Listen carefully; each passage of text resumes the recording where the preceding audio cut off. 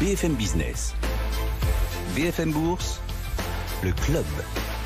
Avec ce soir, pour nous accompagner jusqu'à la clôture, Julie Jourdan, gérante actions américaines Mansartis. Bonsoir Julie. Bonsoir. Et Sophie Chevelier, gérante allocation d'actifs pour Dorval AM. Bonsoir Sophie. Bonsoir. Ces marchés qui... Alors depuis hier, ces marchés qui envoient un signal de prudence. On a démarré l'année tambour battant la semaine dernière. Les marchés européens ont gagné plus de 2%. Puis depuis hier, il ne se passe plus rien. Est-ce que c'est la situation sanitaire qui se dégrade à nouveau? Est-ce que c'est cette situation sanitaire, on va y arriver, qui peut expliquer la prudence des marchés depuis hier, Sophie? Alors non, moi je pense simplement que le marché, il a besoin de souffler. On a été très très vite. Le rallye qui a été opéré sur les marchés depuis le mois d'avril, finalement, qui marquait le point bas de la crise du coronavirus, a été extrêmement marqué. On a eu là, effectivement, depuis le début de l'année, des interrogations avec des nouvelles souches qui sont annoncées. Alors on nous parlait ce matin d'une nouvelle souche au Japon. Jusqu'à maintenant, les différents vaccins sont en mesure d'adresser ces nouvelles souches. Donc, de ce point de vue-là, tout va bien.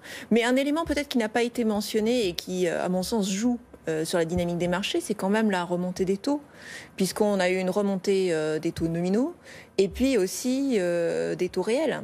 Et les taux réels donc, qui ont accompagné toute la hausse des marchés actions, ils n'ont cessé de baisser sur les derniers mois, enfin même sur les dernières années, se retournent et remontent maintenant avec l'impulsion budgétaire, la nouvelle impulsion budgétaire annoncée par Joe Biden.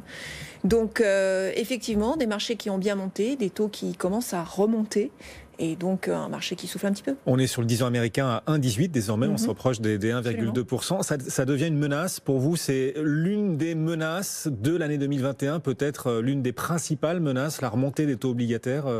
Pour le potentiel des actions, c'est un vrai risque? Alors c'est un risque, après c'est toujours un vecteur de rotation, on en a beaucoup parlé, entre valeur de croissance, valeur des cotés, plutôt favorable au segment cyclique des cotés de la cote, mais malgré tout c'est un frein, puisque bien entendu qui dit hausse des taux, dit hausse du coût de financement. Donc à un moment... mais c'est un petit peu tôt, à mon sens, pour se préoccuper de ça, puisqu'on n'a même pas encore réellement orchestré la reprise. Oui. Mais le marché va être très très attentif, notamment au discours de la Fed et à la politique qui va être mise en œuvre, éventuellement au ralentissement des achats au fur et à mesure que l'activité reprend. Et effectivement, pour les marchés boursiers, ça va être une des variables d'ajustement. C'est un risque plus grand même que la situation sanitaire actuelle dont on se dit, bon voilà, on est au courant, on est dans le tunnel, très bien, il peut peut-être durer quelques semaines de plus, mais au bout, il y a les vaccins, il y a la lumière. Et les marchés semblent passer au-delà, en effet, des difficultés sanitaires actuelles. En revanche, la vraie menace pour les marchés, ou le vrai limitateur du potentiel des marchés, c'est ce qu'on observe sur les taux, sur le marché obligataire, la remontée des taux. C'est un risque peut-être... majeur pour la suite, d'après vous, Julie? Je dirais qu'il faut y voir deux choses. La première chose, c'est que c'est un élément qui reflète un certain nombre d'améliorations attendues en fait, de l'activité et un nouveau plan de relance économique de Joe Biden. Donc, c'est d'abord un bon signe. C'est un bon signe, première chose. La deuxième chose, c'est qu'on a des taux qui, comme vous le soulignez très justement, sont à 1,18. Donc on est revenu sur des niveaux qu'on n'avait pas vus depuis le mois de mars, mais on est encore loin des niveaux de janvier de l'année dernière. Et on le sait également, on a un discours de la Fed qui est extrêmement, insistant sur le fait qu'ils maintiendront des taux bas et qu'ils ont cette volonté de maintenir des taux bas, y compris en cas de remontée de l'inflation, ce qui est un des éléments qui explique cette remontée des taux. Donc on le sait, on a de la visibilité sur la Fed à minima sur cette année, voire l'année prochaine. On a une situation économique qui devrait s'améliorer, donc c'est tout à fait cohérent qu'on ait une normalisation des taux et on est sur des niveaux de taux qui sont toujours très bas. Donc pour le moment, je dirais c'est extrêmement porteur pour la rotation. Et on le voit bien avec le secteur bancaire qui a bien rebondi en fait depuis plusieurs semaines. Aller parler de menaces, je pense qu'on est un petit peu trop tôt. D'accord, c'est plus un moteur de la rotation sectorielle qu'une menace pour le potentiel des marchés. Vous diriez la même chose, Sophie, là-dessus? Oui, s'inquiéter des taux, c'est un petit peu prématuré, effectivement. Ouais. Le problème, c'est que les marchés anticipent toujours. Ça sera un sujet. Voilà, ça sera un sujet. Ouais. Et pour les banques centrales, il va falloir piloter les attentes des marchés. Absolument. Bon, on va continuer, on aura largement l'occasion de le faire, d'en parler ces prochaines semaines, ces prochains mois. Mais vous le disiez, c'est le signe que on parie toujours sur une reprise économique, sur des plans de relance importants, d'autant plus importants peut-être aux États-Unis que les démocrates ont donc remporté les 2 chambres. Joe Biden, Judy, doit préciser ce qu'il y aura dans le plan de relance américain jeudi, après-demain. Est-ce que vous attendez une surprise sur le montant du plan de relance et sur l'ampleur de la volonté des démocrates de relancer l'économie américaine ?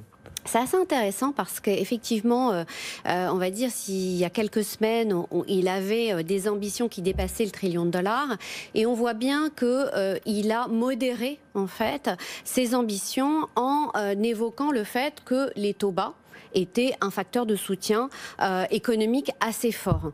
Donc on voit bien qu'il est en train de modérer un petit peu les attentes, qu'en théorie, on s'attend effectivement à un plan qui serait autour de 900 milliards. On va voir, puisqu'on ne connaît pas les contours de ce plan. Ce que l'on sait, c'est que effectivement, on a eu un bridge entre guillemets, qui a été voté et qui permet en fait de poursuivre les allocations chômage supplémentaires pour les Américains qui seraient affectés par le chômage en période de pandémie. Donc ça, c'est quelque chose qui avait été voté par le Congrès juste il y a quelques semaines. Donc ça, c'est un élément qui était positif pour le soutien du pouvoir d'achat. On le sait, Joe Biden voudra effectivement poursuivre ce soutien au pouvoir d'achat et relancer, impulser sa vision économique de la relance économique. Donc on verra bien comment ça se passe. La réalité, c'est qu'effectivement, il va falloir composer avec une majorité qui reste malgré tout assez faible. Donc c'est aussi à voir un petit peu comment les choses vont tourner, comment les débats vont s'orienter à la fois à la Chambre des représentants et au Sénat. Oui, parce que la majorité démocrate est extrêmement courte, extrêmement réduite au Sénat, donc on ne se dit pas que Joe Biden aura les mains libres pour annoncer un plan de relance gigantesque, largement au-delà des 900 milliards. On reste prudent là-dessus, il n'y a pas vraiment de visibilité ni de garantie pour la suite, Sophie ? En fait, ça va se passer en 2 temps, c'est-à-dire que là, on a va être passé le budget sur lequel ils se sont mis d'accord juste avant l'élection. Donc en tout début de mandat de Joe Biden. Ça n'est pas le grand plan de Joe Biden, celui dont il a besoin pour défendre ses promesses de campagne, c'est-à-dire la santé, l'éducation et la relance verte. Ce deuxième budget, qui sera effectivement son budget, qui sera le budget important pour la relance, va venir il va être négocié au mois de juin. Et effectivement, comme ils sont à 50-50 au Sénat, il va falloir convaincre un certain nombre de républicains de pouvoir de valider effectivement certains aspects, notamment l'aspect des infrastructures, mais où potentiellement il peut trouver un terrain bipartisan. Oui, parce que l'avance des démocrates est très courte au Sénat, et en plus le Parti démocrate, comme le Parti républicain, est extrêmement divisé. On a un brouillage des cartes là sur l'échiquier politique américain qui est extrêmement important et qui va obliger sans doute en effet à la recherche du consensus de la part de la nouvelle équipe et du futur président Joe Biden. C'est dans 8 jours qu'il sera investi. D'ailleurs, dans un contexte très tendu aux États-Unis. Les marchés sont passés complètement outre il y a quelques jours les violences au Capitole. Vous pensez que les marchés ont raison de passer route, parce que ces violences, évidemment, elles n'ont duré qu'1 jour et elles n'ont pas changé la trajectoire et le scénario d'une victoire et d'une prise de pouvoir par Joe Biden, mais quand même, c'est le symptôme d'une dislocation de la société américaine, d'une influence de plus en plus grande des réseaux sociaux et d'une radicalisation des esprits. Les marchés ont raison de complètement passer outre, d'après vous, Julie ? Je crois que les marchés aujourd'hui distinguent ce qui se passe d'un point de vue politique de ce qui se passe d'un point de vue économique, et que les marchés, ils sont en train d'anticiper à quoi va ressembler la reprise de demain, comment vont évoluer les taux, et on en a parlé. Est-ce que l'inflation va être plus ou moins forte ? Est-ce qu'elle viendra des salaires ou est-ce qu'elle viendra des produits et des services ? Je pense que les marchés sont focalisés sur ce sur quoi, en fait, ils doivent être focalisés, c'est-à-dire à quoi va ressembler demain, en fait, l'économie américaine. Donc, effectivement, ils se focalisent là-dessus. On verra s'il y a matière à se focaliser à un moment donné, et il ne faut pas le souhaiter, sur d'autres événements politiques. Oui, ils ne sont pas là pour faire de l'analyse sociologique de l'évolution des mentalités, des esprits américains. Quand on traduit tout ça en allocation, on se dit quoi ? On se dit qu'avec les différents plans de relance aux États-Unis, et celui que doit annoncer encore dans quelques temps Joe Biden, vous le disiez, sur les infrastructures, etc., qui sera peut-être plus important encore, on se dit que le potentiel restera plus important sur Wall Street en 2021 compte tenu de ce plan de relance, alors qu'en Europe, on a accouché d'un plan à 750 milliards d'euros seulement? Sophie? Oui, qui sera déboursé en juin.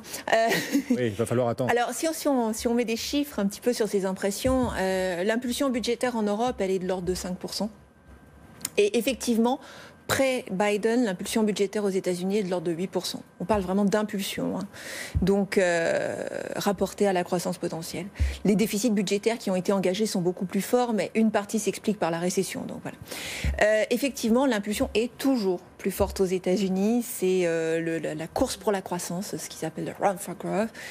C'est culturel, philosophique, et effectivement, c'est pour ça que je pense qu'il est plus facile de faire du business aux États-Unis qu'en Europe.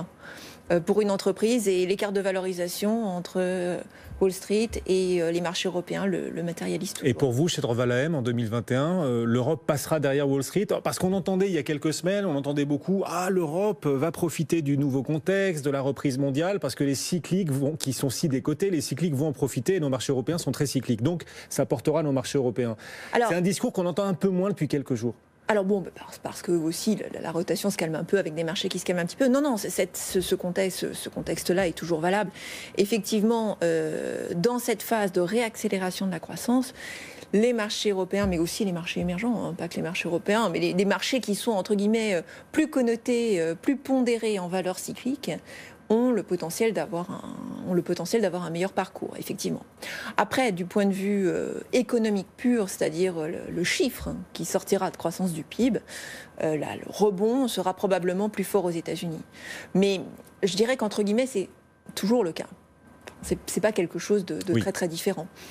Donc ça, c'est quelque chose effectivement qu'on va continuer à voir, et ça a de l'importance effectivement sur l'impulsion qu'on peut encore attendre sur les marchés américains. C'est-à-dire que certes, les marchés ont eu un parcours très très impressionnant, mais il y a encore de la place parce qu'on va avoir un rebond économique fort en 2021 et qui va se poursuivre en 2022. Donc le marché a certes consommé une partie du potentiel, mais pas tout le potentiel. Oui, Sophie, Julie, là-dessus, sur le potentiel des marchés américains que vous suivez particulièrement, comment est-ce que vous le jugez? Parce que quand même, en valorisation, Wall Street est plus cher que l'Europe aujourd'hui. Wall Street dépend beaucoup aussi des GAFAM, GAFAM dont on entend beaucoup qu'ils pourraient être davantage régulés et fiscalisés, donc leur potentiel de hausse pourrait se trouver davantage entravé. Est-ce que vous voyez des risques particuliers là-dessus? Alors, nous, on est très positif sur l'environnement des marchés actions. Alors, en particulier sur les États-Unis, effectivement, quand on regarde, on a un environnement qui reste très favorable. On a une consommation, enfin, en tout cas, une épargne qui a rarement été, jamais d'ailleurs, aussi élevée chez les Américains. Des restrictions qui sont encore en place.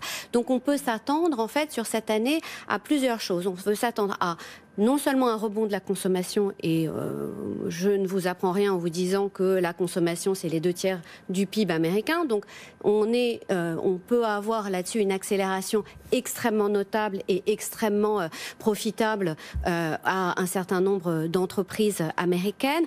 On a une société qui est tournée sur l'innovation et sur la croissance. Donc on le voit, on a effectivement un certain nombre de sujets de régulation autour d'un certain nombre de grands groupes de la technologie. Néanmoins, on a beaucoup de valeurs de croissance qui émergent de manière régulière et qui vont justement en fait développer des nouveaux marchés. Et puis effectivement, on a cette ambition vers la transition énergétique qui est également un des grands moteurs potentiels de croissance à venir. Donc on a je dirais de la visibilité, une Fed qui est accommodante, des possibles plans de relance complémentaires. Donc effectivement, on a un environnement qui globalement est favorable. Et ce, malgré des valorisations.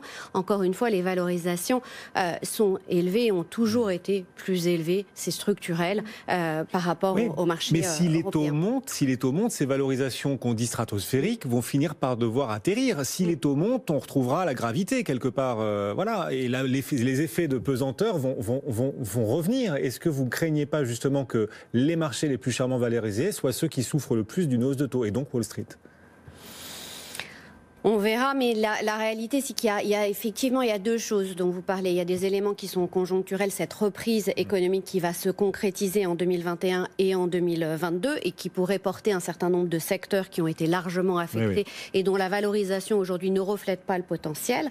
Et on a un certain nombre de valeurs qui structurellement ont bénéficié, ont vu leur croissance accélérée par la pandémie, mais effectivement qui peuvent arriver à des niveaux de valorisation contestables. Il faudra à elles de démontrer la pérennité de leur croissance ou à d'autres de trouver ces relais de croissance. C'est ça, parce qu'on parle de valorisation moyenne des marchés, sauf que les écarts de valorisation entre les secteurs sont toujours à des plus hauts historiques. Ça va pouvoir tenir longtemps. Ces écarts vont pouvoir durer encore longtemps, d'après vous, Sophie Mais là, on a déjà un retournement qui est en train de s'opérer. Oui, mais c'est pas pour autant que... On a un rebond de la value et des cycliques, mais pas tellement au détriment de la tech et de la croissance qui tiennent. On n'a pas une chute vertigineuse de la tech et de la croissance. On a une forte hausse de la value. Parce qu'il n'y a pas de correction aujourd'hui de la tech et de la croissance. C'est ça. Comme il n'y a pas de correction de la tech et de la croissance, l'écart de valorisation se réduit par la remontée progressive des valeurs des côtés, mais sans pour autant entraîner. Je dirais que moi, je serais sur les valeurs de croissance à proprement parler, je pense que la problématique qui a conduit au rallye des valeurs de croissance n'a pas disparu.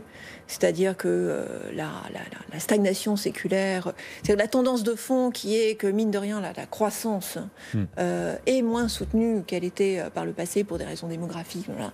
Ça existe toujours.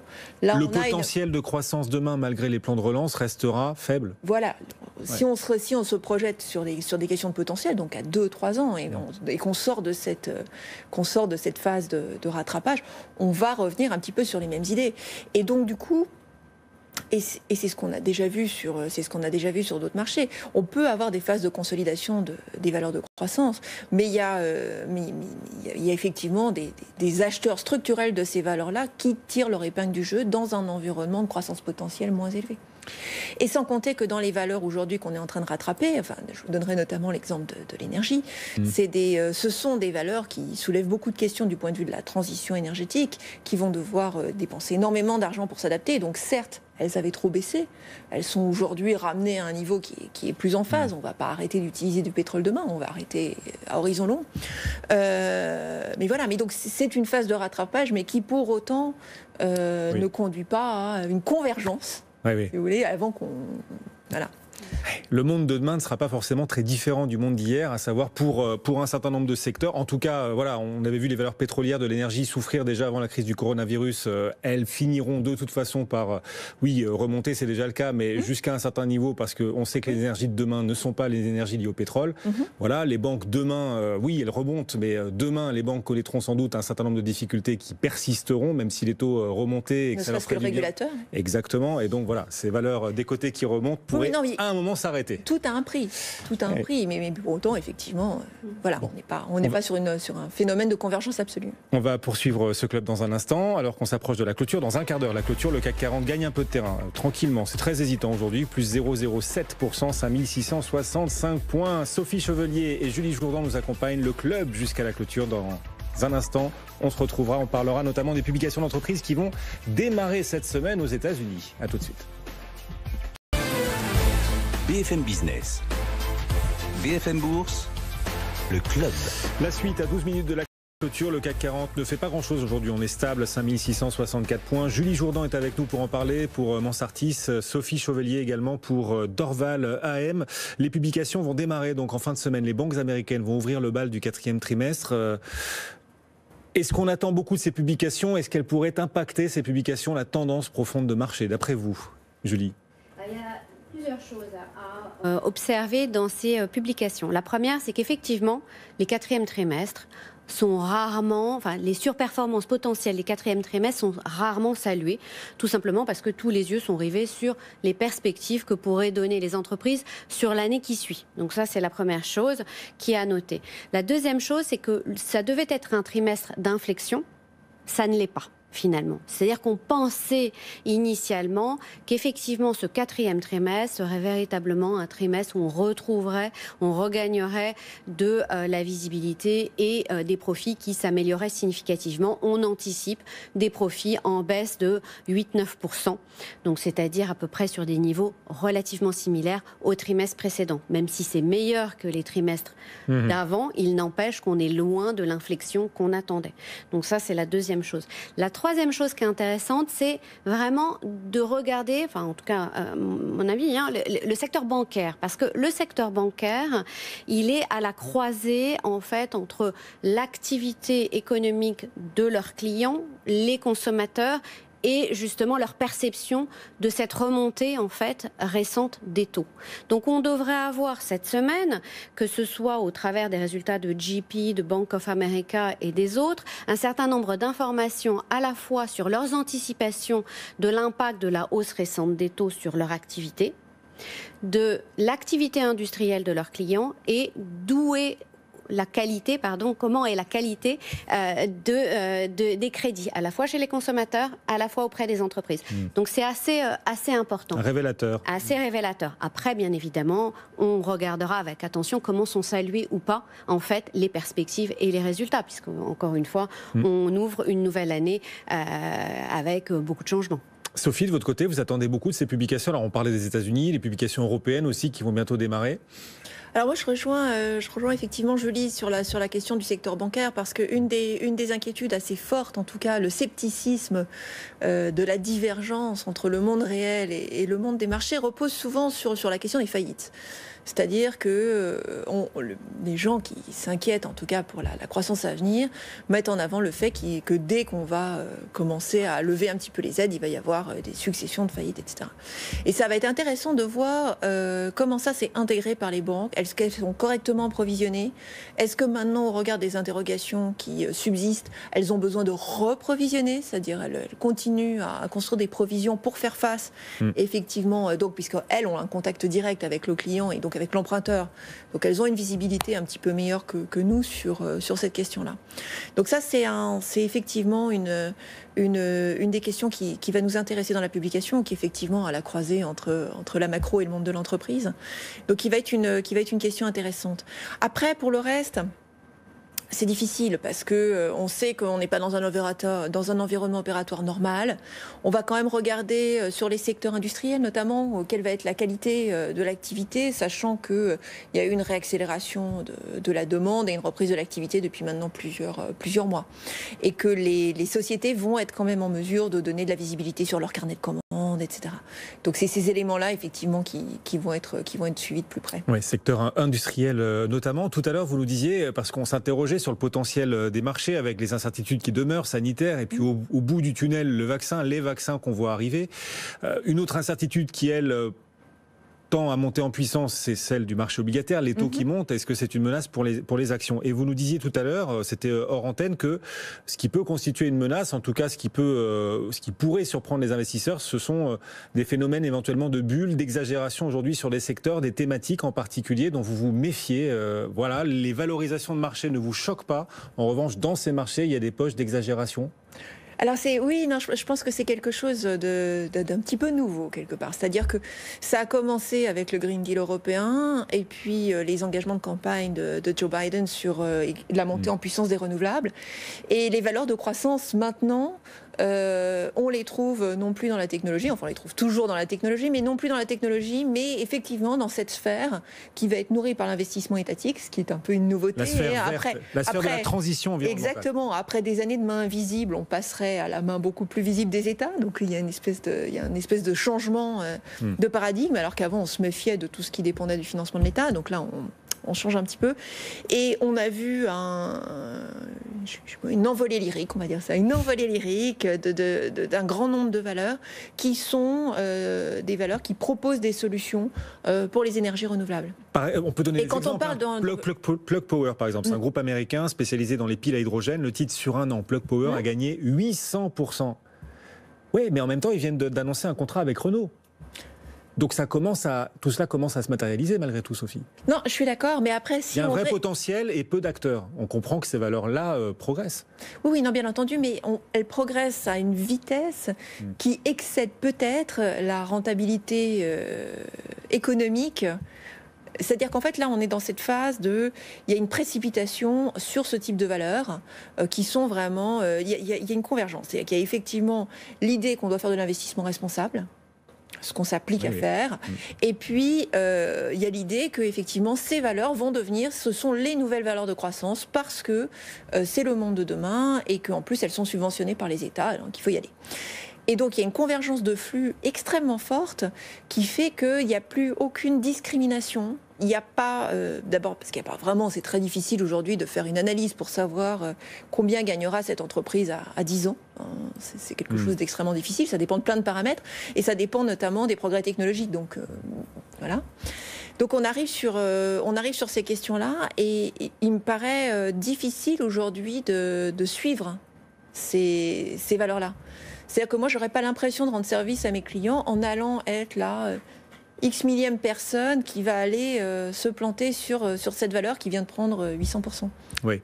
Parce que d'abord, celle-ci parmi beaucoup d'autres. Celle-ci parmi beaucoup d'autres. C'est-à-dire que j'ai regardé un panier renouvelable américain. L'année dernière, il a pris 130%. Et donc 60 valeurs, quand même, dans son ensemble, alors qui intègre Tesla, qui intègre NIO, etc. Donc toutes les thématiques un petit peu à la mode. Donc les concept stocks, vraiment ce qu'on appelle les concept stocks. Et qui, depuis le début de l'année, prend déjà 22%, je crois. En une semaine. Voilà, en une semaine. Et donc on est effectivement sur des effets de flux très très importants. Oui. Mais qui peuvent, c'est boom and bust, c'est-à-dire qu'on peut avoir des flux très très importants, puis un changement de subvention, puis une action du régulateur, puis une mauvaise nouvelle sur une boîte et poum. Et la question sera de savoir si au moment où tout cela risque d'éventuellement éclater, s'il s'agit bien d'une bulle, ça reste à confirmer. Oui, est-ce que les marchés jetteront le bébé avec l'eau du bain? Est-ce que les marchés, lorsqu'il s'agira de revendre certaines thématiques ou certaines modes, est-ce que les marchés parviendront à rester discriminants et à vendre des titres spécifiques, ou est-ce qu'ils risquent de jeter le bébé avec l'eau du bain? Est-ce qu'un doute général sur certaines thématiques pourrait s'emparer de l'esprit des investisseurs? Est-ce que les indices pourraient aussi en souffrir? Ce sera l'une des questions. Oui. Quand on voit le poids des ETF aujourd'hui dans les marchés, on peut s'inquiéter. Merci à toutes les deux. C'était le club. On arrive au bout, on est un tout petit peu en retard même. Alors qu'on approche de la clôture dans 4 minutes. On sera avec Stéphane Pedrazzi depuis la tour Euronext dans une poignée de secondes. Merci beaucoup Julie de nous avoir accompagnés. Merci. Julie Jourdan, gérante actions américaines pour Mansartis. Sophie Chevelier, gérante allocation d'actifs pour Dorval AM. Merci de nous avoir accompagnés dans ce club. Donc dans une poignée de secondes, la clôture, on va la vivre en direct et juste après, on vous apportera un max d'idées d'investissement, de conseils, des pépites pour aller compléter ou diversifier vos portefeuilles boursiers. À tout de suite sur BFM Business.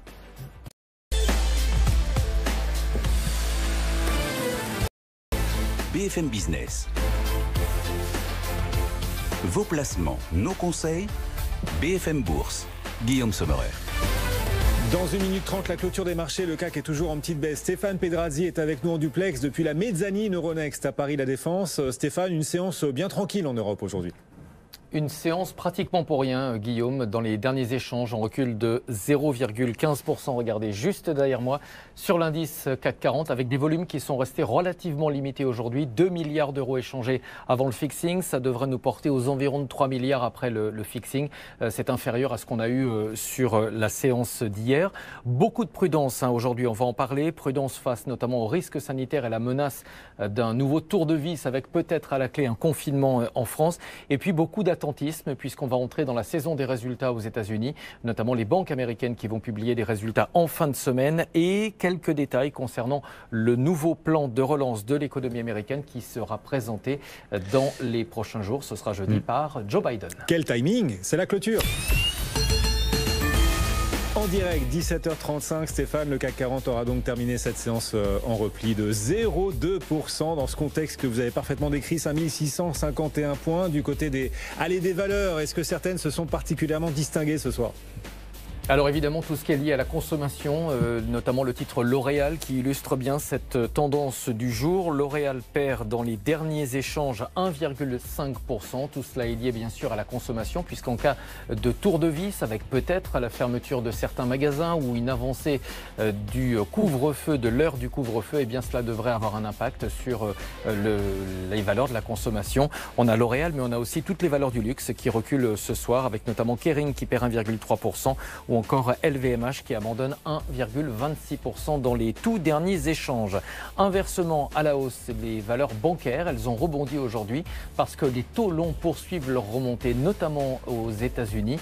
La Fed s'interroge ouvertement sur le timing de son prochain resserrement monétaire. Ce n'est pas pour tout de suite, mais le fait de poser la question, tout simplement, eh bien, provoque ou en tout cas accélère cette remontée sur les taux longs. Et ça, c'est une bonne nouvelle pour les valeurs bancaires qui ont du mal à générer de la rentabilité dans un environnement de taux bas. À la hausse également, on a le titre Renault qui progresse de 1,74% dans les tout derniers échanges. Renault a annoncé une baisse de ses ventes de plus de 21% l'an dernier. C'est lié bien sûr à la crise sanitaire, mais le rebond au mois de décembre est plus important que prévu. Le groupe a affiché un niveau de commande supérieur de 14% à celui de décembre 2019.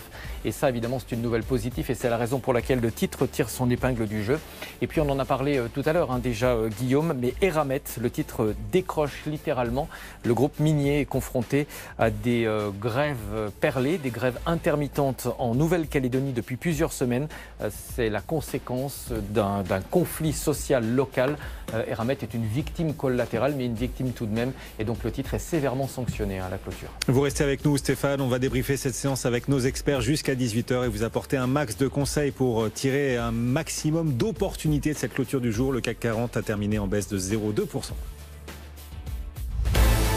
BFM Business, BFM Bourse. On refait la séance. Avec nos experts, François Monnier vient de nous rejoindre dans le plateau, le directeur de la rédaction d'Investir. Bonsoir François. Bonsoir Guillaume. Franck Languilla depuis la financière de la Cité. Bonsoir Franck. Bonsoir. Et Stéphane Pedrazzi, toujours depuis la mezzanine Euronext à Paris La Défense. Le CAC 40 a terminé cette séance en petite baisse. On a le sentiment que depuis hier, les investisseurs appuient sur le frein en bourse, François. Enfin, vous êtes un peu sévère, hein. Il faut voir que la semaine dernière, à Paris, on était quand même au plus haut depuis 11 mois. La semaine dernière, on a touché des nouveaux records à Wall Street. Donc la bourse, j'ai envie de dire, a besoin de souffler après ce formidable rallye, cette forte hausse depuis début novembre. Après, il y a deux éléments qui freinent et qui demandent un petit peu plus d'analyse et d'expertise. Et donc c'est pour ça qu'on marque une pause. Le premier élément, c'est on observe un regain d'inflation. Aux États-Unis, on a eu quand même les taux à 10 ans qui ont franchi les 1%. Et là, on est aux alentours de 1,16, 1,17. C'est des niveaux qu'on n'avait pas vus depuis mars, donc depuis, avant l'arrivée de cette fameuse épidémie, en tout cas aux États-Unis. Donc cette tension et ce regain inflationniste, ça interroge. On se demande si les banques centrales vont changer de comportement. Et ça, c'est un phénomène. On n'a pas l'habitude de voir ce retour d'inflation. Donc on sait que les banques centrales sont très accommodantes. On sait que la Fed inonde le marché de liquidités. Est-ce qu'elle sera peut-être un peu moins généreuse? Donc ça, c'est une incertitude qu'il faut lever. Oui. On le sait, les banquiers centraux s'étaient engagés à maintenir une politique encore très accommodante. Mais il y a quand même des petits doutes. On se dit, attention, il y a de l'inflation, on demande confirmation. Et la deuxième confirmation qu'on cherche à avoir, c'est l'épidémie, elle est toujours là. Est-ce qu'il y aura des nouvelles mesures, des mesures barrières qui vont freiner cette reprise de croissance? Ne serait-ce qu'en France, on parle sans arrêt de dire, est-ce qu'il n'y aura pas un couvre-feu à 18h sur l'ensemble du territoire national? Est-ce qu'il n'y aura pas un confinement le week-end, etc. Donc il y a quelques petites incertitudes sur la crise sanitaire et sur l'inflation. Rien de bien méchant aujourd'hui, mais ça mérite un petit peu de respirer et de voir un petit peu comment ça va se passer et Stéphane, dans les heures qui viennent. Stéphane Pedrazzi vous écoute depuis la tour Euronext à Paris La Défense. Stéphane, vous voulez réagir à ce que nous dit François à l'instant? Oui, on voit bien que les investisseurs restent dans l'optique d'une reprise cette année, mais on a quand même l'impression, François, qu'ils sont en train de revoir leurs ambitions à la baisse. De l'aveu même du ministre de l'économie, Bruno Le Maire, ce matin, 6%, c'est toujours l'objectif de croissance en France pour cette année, mais ça devient un objectif difficile, un objectif ambitieux, disait Bruno Le Maire. Oui, c'est vrai que ce qu'on observe, c'est dans les révisions, les investisseurs aujourd'hui révisent à la baisse le premier trimestre, mais révisent à la hausse le deuxième trimestre en se disant il y aura un phénomène de rattrapage parce qu'on le sait que dès qu'on relâche les mesures barrières, tout de suite derrière, ça repart très très fort. Donc pour l'instant, c'est quasiment sur l'ensemble de l'année, pour l'instant, je dis bien, c'est un jeu à somme nulle où on réduit le premier trimestre, où on se dit on voit bien, en Grande-Bretagne, il n'y aura pas une reprise très très forte puisque tout le pays est confiné. En Allemagne, le mois de janvier est quand même un peu noir. Donc on révise à la baisse le premier trimestre, mais c'est un jeu à somme nulle parce que le deuxième trimestre est attendu encore plus fort que ce qui était escompté il y a encore quelques semaines. Bon, Franck Languilla est en ligne avec nous également depuis la Financière de la Cité. Qu'est-ce qui vous aura frappé sur cette séance du jour, du côté aussi des variations, des secteurs, Franck? Bon, je crois que ce qu'il faut retenir, c'est la tendance sur les taux, véritablement, qui va donner le pouls au marché sur les prochaines semaines. Sectoriellement, je pense qu'il ne s'est pas passé grand-chose aujourd'hui. On n'a pas eu vraiment d'impact de la mise en place des barrières douanières de la part des États-Unis. On attend beaucoup des premiers discours de Gina Raimondo pour savoir quelle sera la ligne de conduite finalement du gouvernement Biden vis-à-vis de la politique commerciale, en particulier avec la zone euro, puisque c'est ce qui nous intéresse. De ce point de vue-là, on n'a pas vraiment d'indication. On peut espérer quand même que le dialogue reprenne d'une façon un peu plus apaisée et que ces sanctions, en particulier, soient levées en début de mandature. Stéphane, depuis la tour Euronext, vous voulez réagir là-dessus aussi sur ce que nous dit à l'instant Franck Languilla sur l'évolution des taux de marché obligataire, potentielle menace pour la suite? Oui, justement, Franck, vous pensez que l'horizon est en train de s'éclaircir pour les valeurs bancaires? On sait qu'elles ont beaucoup souffert de l'environnement de taux bas. Avec la tendance qu'on observe, cette remontée des taux longs, c'est peut-être la fin du purgatoire pour les bancaires? En tout cas, c'est plutôt une bonne nouvelle pour elles, ça c'est certain.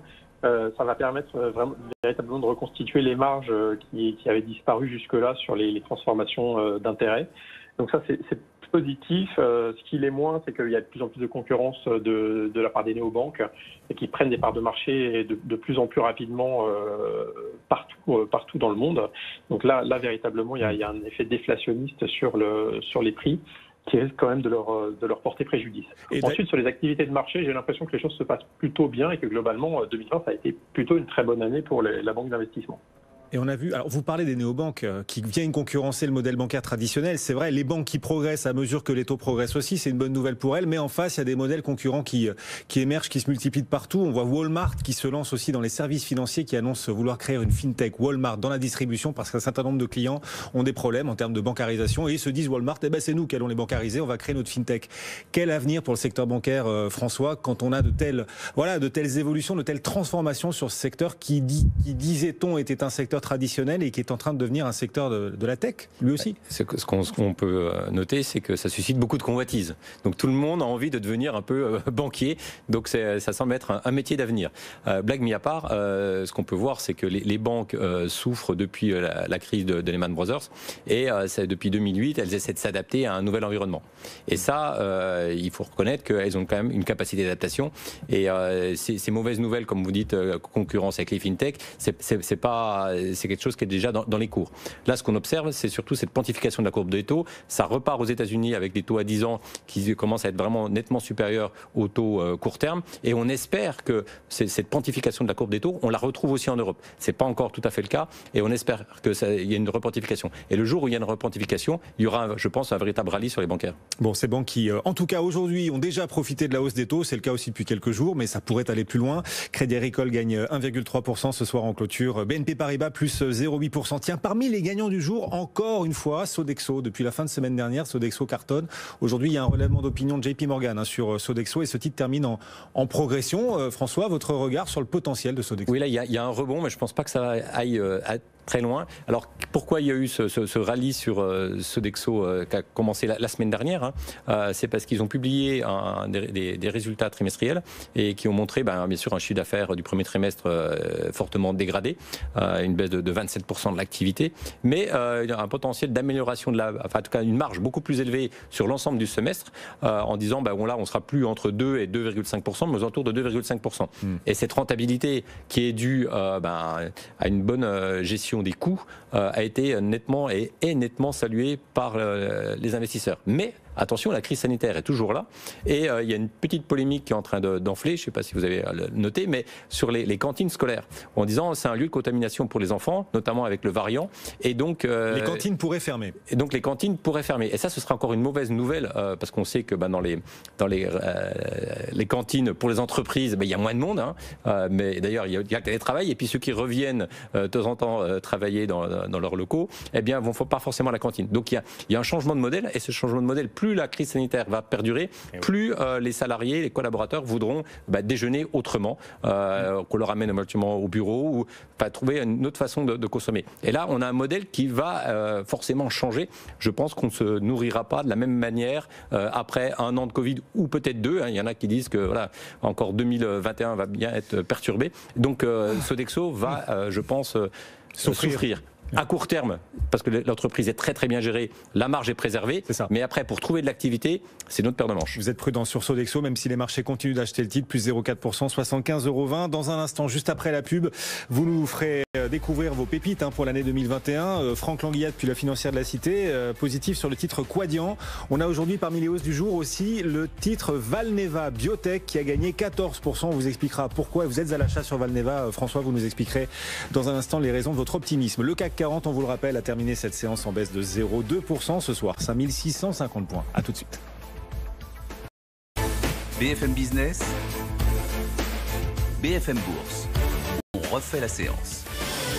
Avec nos deux experts ce soir, François Monnier, le magazine Investir, Franck Languillat depuis la financière de la Cité, alors que le CAC a terminé en baisse de 0,2%. Franck, la plus forte baisse ce soir à la Bourse de Paris, c'est Eramet. Eramet a perdu plus de 8%, les troubles sociaux en Nouvelle-Calédonie qui retardent le retour de l'activité à la normale. Eramet, moins 8. Est-ce que pour vous, c'est un point d'entrée pour ceux qui nous écoutent et nous regardent ce soir ? Alors, du point de vue sectoriel, on peut dire que oui, c'est plutôt un point d'entrée parce que Eramet est bien positionné sur des minerais qui sont très recherchés en ce moment, à savoir le manganèse et puis le nickel. Donc de ce point de vue-là, vraiment, c'est un acteur qui est assez pur et qui permet de bénéficier de la dynamique de ces marchés. Ensuite, sur Eramet en particulier, la raison de la baisse, en fait, elle est connue, elle est un peu latente, puisqu'il s'agit à nouveau de mouvements sociaux en Nouvelle-Calédonie autour de sa société SLN. Oui.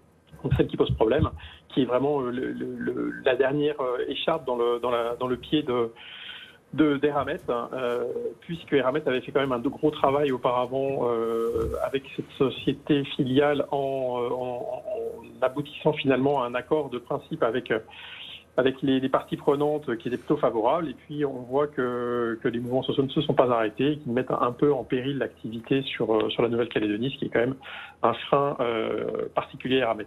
Oui, particulier à Eramet, parce qu'au-delà d'Eramet, sur le segment des matières premières, pour le coup, on est optimiste. On se dit 2021 pourrait être l'année du retour en grâce de cette thématique matières premières.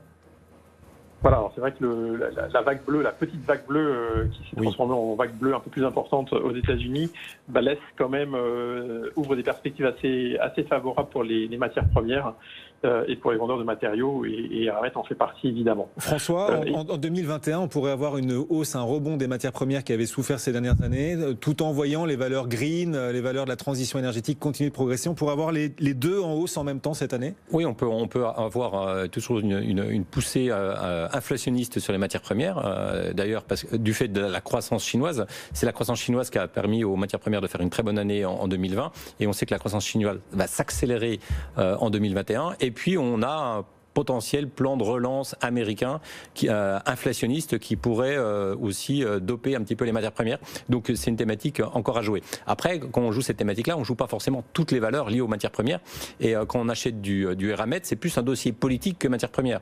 Ils ont tout pour réussir. Et le nickel est très recherché en ce moment, puisque l'Indonésie arrête d'en exporter. Mais il y a un problème avec Eramet, c'est que leur société qui produit du nickel en Nouvelle-Calédonie, qui contrôle à 56%, rencontre en tout cas un modèle économique qui aujourd'hui n'est pas viable. Donc Eramet essaie de changer ce modèle économique, mais il y a des parties prenantes qui font que ce dossier est très compliqué à gérer. La première partie prenante, c'est qu'ils ont un producteur d'électricité local qui fait des tarifs prohibitifs, donc il faudrait baisser les coûts, mais ce producteur local est très influent auprès des collectivités, donc c'est difficile de faire baisser les coûts de l'énergie. Et le deuxième sujet, c'est que pour essayer de redynamiser cette société, alors qu'il y a une forte demande. Eramet propose d'exporter davantage, notamment vers la Chine. Donc aujourd'hui, ils exportent 4 millions de tonnes de minerais non ferreux. Ils voudraient exporter 2 millions de plus, mais les collectivités freinent cette exportation en se disant oui, on voudrait pas forcément qu'on exporte les minerais, on voudrait plutôt que ça soit transformé localement chez nous plutôt que de partir. Sauf que c'est pas ce que veulent les clients et donc il y a un véritable bras de fer. Donc c'est un sujet très politique. Le groupe est pris en ciseau là. Est pris en ciseau et donc nous on est à la vente sur ce dossier. À la vente sur le titre Eramet, bien qu'il ait déjà reculé ce soir depuis 8%, toujours pas de point d'entrée, on continue de vendre chez Investir. Et chez vous aussi, la financière de la Cité, vous restez plutôt à l'écart d'un titre comme Eramet ou en tout cas prudent, Franck, en quelques secondes? Oui, on est plutôt à l'écart. On est à conserver précisément. Bon, pour la suite, je vous demandais à l'un et à l'autre quelles seraient vos pépites pour 2021. De votre côté, Franck, Quadient, c'est un titre qui vous inspire. Quadient, on est dans quel secteur? Alors en fait, Quadient, c'est le nouveau nom de Néopost, donc on est dans le secteur de l'affranchissement d'entreprise. Alors ça ne fait pas rêver parce que évidemment c'est un secteur qui est plutôt en déclin, même structurellement en déclin. Néanmoins, on peut considérer qu'on est sur une valeur value, comme on les appelle, sur un endettement qui est raisonnable et sur surtout des perspectives de développement en parallèle de son métier historique qui sont, à mon sens, très intéressantes. Et d'ailleurs, on peut remercier KKR qui, en fin d'année dernière, justement, s'est approché de Quadient pour éventuellement racheter ses activités qui pèsent pas très lourd dans le chiffre d'affaires de Quadient, puisqu'on parle de 10%. Mais ces 10% de chiffre d'affaires ont été valorisés quasiment à 60% de la valeur de la valeur boursière de Quadient. Donc on voit véritablement cette transition qui a été faite par l'entreprise vers le service principalement. Donc on parle de numérisation principalement, on parle également de nouvelles solutions avec les entreprises pour le traitement des factures, enfin, tout ce genre d'activités, également les consignes pour les colis, toutes ces choses qui sont pour l'instant assez peu rentables, mais qui affichent des taux de croissance qui sont très intéressants, intéressent beaucoup et sont très valorisés en ce moment dans la bourse. Donc on voit bien que l'entreprise a pris la bonne direction, qu'elle pourra valoriser ses actifs et que globalement, elle est plutôt en retard par rapport à ce qu'on pourrait estimer être une valorisation correcte. Bon, Quadient, donc une recommandation, en tout cas une valeur dans laquelle vous croyez pour l'année 2021. Le titre qui a terminé cette séance à 17,22 €, séance de baisse légère sur le marché parisien. Moins 0,2%, on vous le rappelle. Le CAC à 5651 points. Parmi les hausses à contre-courant de la séance et de la tendance générale, les banques, on en parlait tout à l'heure, et vous êtes tous les deux positifs sur le secteur. Veolia Environnement gagne également 4% ce soir, plus forte hausse. Michelin plus 3,3. Puis alors hors CAC 40, un carton.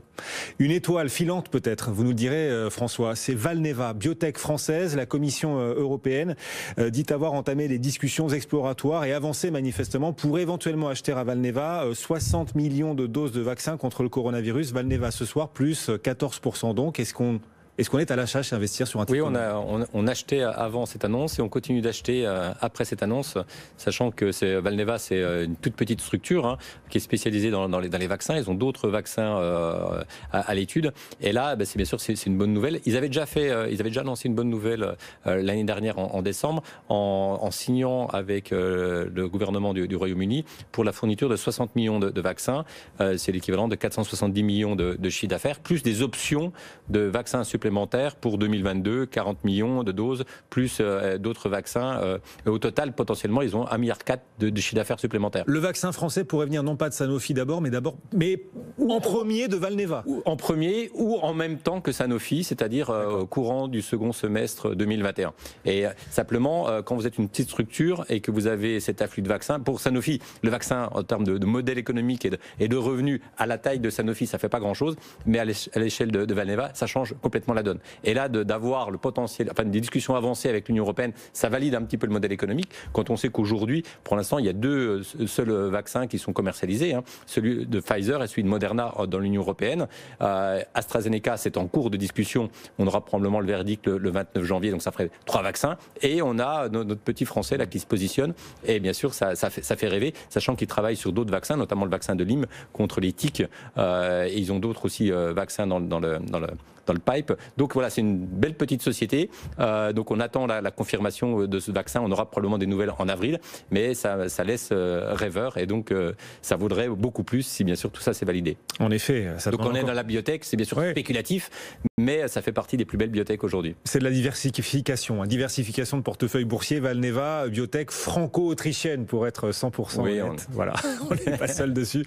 Valneva a terminé cette séance plus forte hausse du marché parisien, plus 14,5%, 9,25 €. Voilà, et c'est peut-être un peu plus qu'une étoile filante. On verra si ce vaccin de Valneva verra véritablement le jour. En tout cas, l'Union européenne se positionne pour en acheter 60 millions de doses, donc ce qui a propulsé le titre aujourd'hui en tête du marché. Merci beaucoup de nous avoir accompagnés à tous les deux. François Monnier qui se mouille à chaque fois, le directeur de la rédaction d'Investir, tout comme Franck Languilla, la financière de la Cité. Merci beaucoup à vous aussi, Franck, de nous avoir accompagnés. François, bon retour. À vendredi, on vous retrouve tous les vendredis matins aux côtés de Cédric Leclerc dans BFM Patrimoine. Le CAC 40 ce soir a donc reculé un peu, moins 0,2%, 5651 points. Wall Street mitigée en ce moment. Dans un instant, elle n'est jamais mitigée, elle est pleine de force et de conviction, d'énergie à votre service. C'est Edwige Chevrillon. Le grand journal de l'écho dans une poignée de secondes. Bonne soirée à tous et rendez-vous demain 15h pour un nouvel épisode de BFM Bourse, tous vos placements et nos conseils sur BFM Business. BFM Bourse, vos placements, nos conseils sur BFM Business.